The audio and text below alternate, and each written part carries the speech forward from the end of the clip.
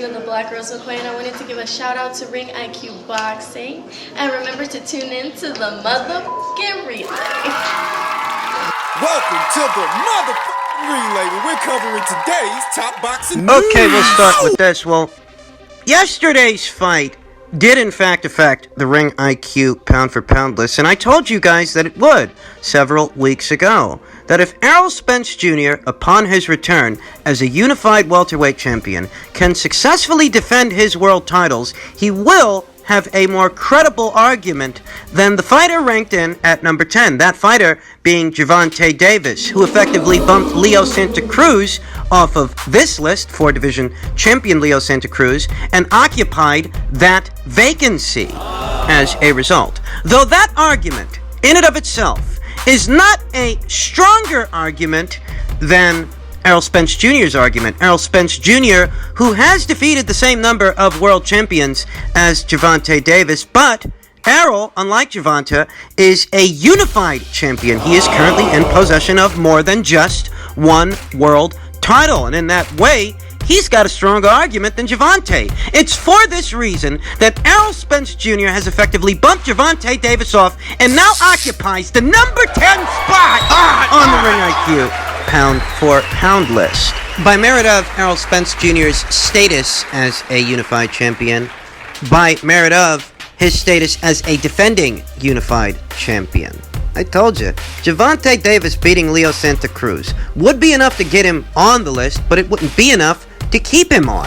There's Errol. Errol's got a stronger, more credible argument than Gervonta does. So Errol Spence Jr. is not out of the woods. Errol Spence Jr. ranks in at number 10, and that puts him in the most danger of being bumped off the list. He ranks in at number 10 behind Jermell Charlo, unified junior middleweight champion Jermell Charlo, who is just one world title away from becoming his division's undisputed champion.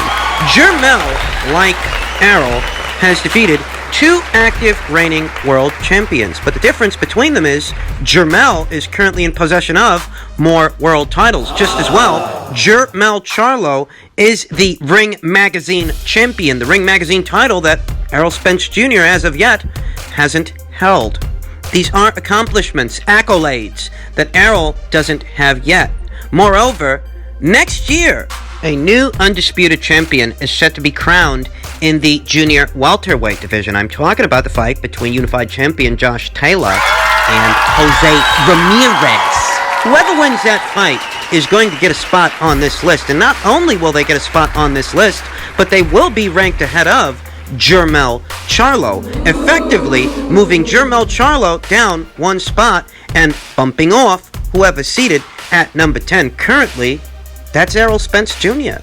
You might be asking yourself why. Why's the cookie crumble that way? Well, whoever wins that fight will have achieved what Errol Spence Jr. has not. They will have unified all the belts in their division. As Errol, He hasn't. he's only got 2 belts, you know. He's not even close to unifying his division, and he doesn't seem to want to be. I mean, they asked him about a Terrence Crawford fight, post-fight after his big win over Danny Garcia, and this is what he had to say.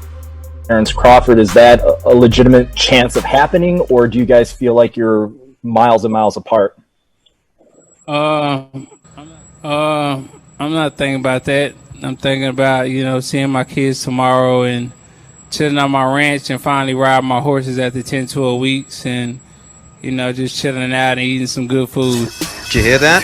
Does it sound like Errol Spence Jr. is on the cusp of unifying this division? In all likelihood, we'll get the winner of Taylor versus Ramirez long before we see another title unified in a welterweight division. It might actually happen that way because there are 2 world titles left to unify. One is Manny's, and we know that Manny does whatever Manny wants. He does. He's earned the right to do it, but better still, we know that Manny, in all likelihood, won't be the next guy that Errol fights, and that leaves Terrence. But when you ask Errol about Terrence, he just doesn't seem all that interested. As it stands, Errol is currently in possession of two world titles to Jermell Charlo's 3. In all likelihood, once the winner of Taylor versus Ramirez is determined next year, they may end up bumping Errol Spence Jr. off the list. They might. I want to say that Errol Spence Jr. looked great yesterday. He answered a lot of questions that needed to be asked are questions that he answered against Danny Garcia, that he's not damaged goods, that he's the same guy he was before the car accident, after the car accident, and that's what we needed to know. But that was the whole point of that fight. That was the only intrigue associated with it, because as far as Danny ain't got no elite level wins at this weight. None. Beating that guy, even in beating that guy in one-sided fashion. I mean, it's nice that you outdid Sean Porter, and it's nice that you outdid Keith Thurman, and that's a personal best kind of situation. But as far as pound for pound lists, beating Danny... What? That's supposed to be better than unifying an entire division? That's supposed to be better than becoming an undisputed champion? You're gonna keep riding that scooter? You're gonna keep blowing smoke up people's asses about what it means to beat Danny Garcia? Give me a break. You guys saw what he looked like yesterday. Told you guys months ago. It's a tune-up fight. I told you guys it's a tune-up fight as soon as the fight was announced. That Danny Garcia, what he is for Errol, he's just a guy to tune up with.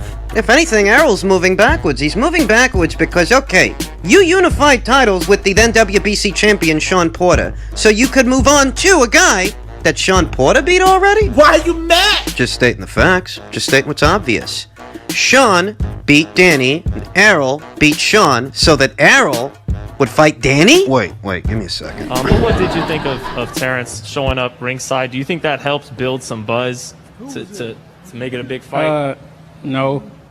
I mean, he gotta live up to his words. If he say he's not worried about me, then I don't know why he doing what he was doing here. I probably wouldn't go to none of his fights, so I'm not worried about Terrence Crawford. Like I said, I'm going to enjoy my time with my kids and chill out and just reflect on this year and a half that, I came back and, we're going to move on in the summertime and see who I fight. So we'll see. I got to talk to my manager, Al Heyman, and we'll go from there. So does it sound to you guys like Errol Spence Jr. has any plan at all, facing Terrence Crawford in his very next fight now that he's gotten Danny Garcia out of the way? No. I want to read to you guys an excerpt from Kevin Ioli's article touching on just this kind of subject. Kevin Ioli of Yahoo Sports, and the article reads, "The public needs to demand more. It's largely rejecting these bloated, overpriced pay-per-view shows. What is going to happen with this one is that the pay-per-view will sell around 200,000, maybe 225,000, and someone will leak to a reporter that it was 300,000 or 325,000. They think that will create an illusion of health in an industry that is dying on the vine. There are many great fighters in boxing, Spence and Crawford chief among them, but they're big players on the major stage now. We celebrated when the lightweight unification fight in October between Vasily Lomachenko and Teofimo Lopez peaked at 3 million on ESPN. We forget that in 1978, Muhammad Ali's rematch with Leon Spinks on ABC drew 93 million. I think if you added up the viewership of, say, Spence, all of his fights combined wouldn't hit 93 million. Ali did it in one night. And that speaks to what I've been telling you guys all along. That speaks to what I've been telling you as of late. That boxing as a sport cannot return to the forefront of the American sporting world on this kind of schedule, on this kind of path. There's no reason those two guys shouldn't fight next. We don't yet know how many fight fans here in the country came out of pocket to see Errol Spence Jr.'s ring return. We don't yet have that number, though I doubt it'll be anything astronomical. It won't. Kevin Ioli is right, and I've been telling you guys this since before I even wrote that article, that what success the average pay-per-view garners these days is mediocre success compared to the amount of eyes and the amount of ears that were in tune with the boxing world years prior in previous eras. Whereas here today, you got a bunch of pom-pom waving sycophants falling out of their chair that a guy like Gervonta Davis does, 225,000 buys? You're not reaching a lot of people, Even if you're lucky enough to turn over a profit. The justification for this is the tired old saying that boxing is a business. But let me tell you something about business. In business, there's something called supply and demand. And when you're not supplying the paying public, the customers, with what they're demanding, how do you think that makes the paying customer feel? About boxing as a product. About boxing as a whole. How do you think it makes the paying public feel that, Errol Spence Jr., he's gotten his much-needed tune-up fight out of the way? Whether or not it should have been on pay-per-view probably depends on who you ask. I don't think it should have been, but it was. Better still, it's over. We're over that hump. So what's stopping the Crawford fight now? Politics. The lack of interest from Errol Spence Jr. I stress the importance of supply and demand because that directly correlates with what's going on in the sport of boxing in this country. What do you think happens when the sport does not supply the paying customer with the customer's demands? I'll tell you what happens. You lose customers. The sport shrinks. Boxing these days, in America, As a sport. what used to be the pinnacle of boxing, it's shrinking. Boxing ain't at the forefront of the sporting world anymore. Not in America. And it won't be for the foreseeable future until the guys who are in charge, the guys who make the fights happen, make the fights happen. Not the filler fights, not the substitutes, the alternatives. The fights that the fans are actually asking for, and the fight that the fans are asking for at 147 pounds is Crawford versus Spence. Well, there might be a small contingent of fans who are happy with whatever Errol Spence does. A small faction, a small contingent of fans who are over the moon when it comes to that guy, though the amount of success he can have will always have a cap on it until these business practices change. Though I'm not the least bit surprised, this is the energy we're seeing from Errol Spence Jr. in reference to the Terrence Crawford fight. I've been telling you guys for over 2 years now. Errol doesn't want that fight, and neither do the people over there at the PBC. Danny Garcia was just the latest obstacle they put in front of Terrence Crawford, and very soon they'll put up another, and another, and another. They don't want that fight.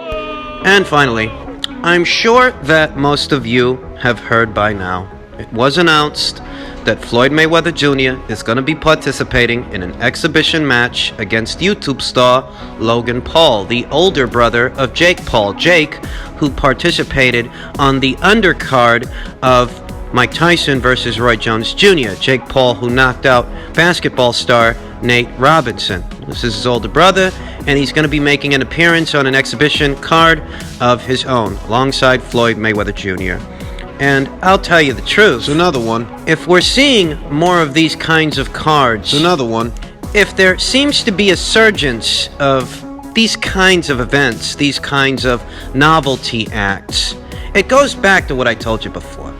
Some people were asking whether or not the Mike Tyson versus Roy Jones Jr. fight, exhibition match I should say, was beneficial or detrimental to the sport of boxing. And I told you before, it all depends on what happens next. As a singular event, it's inconsequential in and of itself. But depending on what happens moving forward, it might have an adverse effect on the sport, as it will draw attention away from it. It very well could, because these novelty acts feature very familiar faces. Like Floyd's. Faces that the audience, the paying public, doesn't necessarily have to get to know. They already know them. Creates an environment where lesser known, younger fighters who are trying to amass a fan base, trying to raise their marquee value, find themselves overshadowed by the legends of old and certain public personas. Personas like Jake Paul. So now what we're hearing is that Mike Tyson plans on staging more cards, similar to the Jones Jr. card, that Snoop Dogg is invested in these kinds of cards as well. He's going to be making appearances, commentating, etc., etc. And now the latest edition of novelty acts in the sport of boxing Is this one? is set to go down in February, featuring Floyd Mayweather Jr. and Logan Paul. Is this what boxing in America has become? Is this what the sport has been reduced to as a result of the bureaucratic red tape and political boundary lines that prevent the actual fights that fight fans want to see from happening? Is this what the sport has become? I'll tell you, in previous eras of boxing, you didn't see this surgence of novelty acts. Perhaps it was because, Well, then, unlike now, fight fans actually got the fights that they wanted to see. There wasn't much room in those days to captivate people's attention with these kinds of novelty acts, because the actual fights involving the actual fighters, those kinds of high-stakes situations were happening. I mean, they were. Fights like Chavez versus Camacho, fights like Oscar De La Hoya versus Felix Trinidad, those kinds of engagements Were happening. just wasn't much room for a card like this to be staged in Yesteryear. previous eras of boxing. It's not that novelty acts haven't always been around, you know. Ali versus Aoki, Holyfield versus Mitt Romney. There have always been these kinds of celebrity exhibition matches sparsely scattered throughout the annals of boxing history, one or two. But if we're seeing a higher abundance of these kinds of engagements here today in this era of boxing, it's because there's a void left to be filled. There's actually more room now in this era for these kinds of novelty acts than there ever was before, because what needs to be happening in the actual sport of boxing isn't happening. And I do want to clarify that these kinds of novelty acts are geared towards an American audience. Coincidentally, that void that I just mentioned, that void that needs to be filled in the sport of boxing, is right here in the US of A, because over there across the pond, the boxing scene is actually better than it's ever been for them. They got that many more champions over there, that many more stars, and a higher frequency, a higher abundance than they ever did in previous eras of boxing. I mean, you talk about where the money is in the heavyweight division. For example, the granddaddy of all weight classes, and all the money in that weight class, it's over there in the United Kingdom. It is. But here in the States, that really ain't the case. Here in the States, when the fans are clamoring for a fight to be made, all they get are reasons why the fight isn't being made, why the fight isn't happening, to suit the best interests of either the promotional outfit or its network affiliate. Because here in the States, boxing is probably the only sport that tries to get away from what it actually is. A fucking sport. You often hear it said that boxing is a business. It's true. But every sport that is a sport is a business. What the fuck is that supposed to mean? Oftentimes, that's the justification as to why certain fighters are being guided, maneuvered in fashion that they're being maneuvered. That boxing is a business, when in reality, it's not just boxing. Every sport that is a sport is also a business, but that don't stop them from being sports. So why should boxing be any different? It shouldn't. But that's what's going on, and because that's what's going on, it creates a void that needs to be filled. There's actually room for more of these kinds of novelty and circus acts. Because the actual boxers, in the actual sport of boxing, they're not actually getting people's attention, at least nowhere near as much as they used to. And what's the difference between then and now? Then, unlike now, there were actually less politics. Fight fans want to see a goddamn fight, odds are, that's a fucking fight that's gonna get made. Whereas these days, that really ain't the case. And when I look at this Mayweather-Logan Paul exhibition match, all I see is another sign of the times.